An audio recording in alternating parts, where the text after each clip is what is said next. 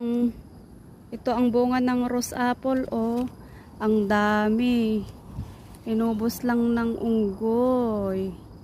Kawawang rose apple. Ang dami, oh. Nagkahulog-hulog dyan sa sahig. Ang dami sanang bunga. Ayan, oh.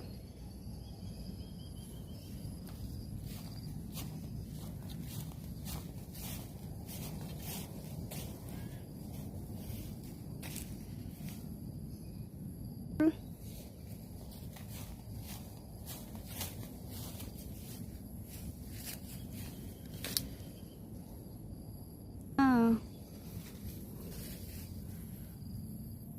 Kaso, inubos ang unggoy. Nihulog nila lahat.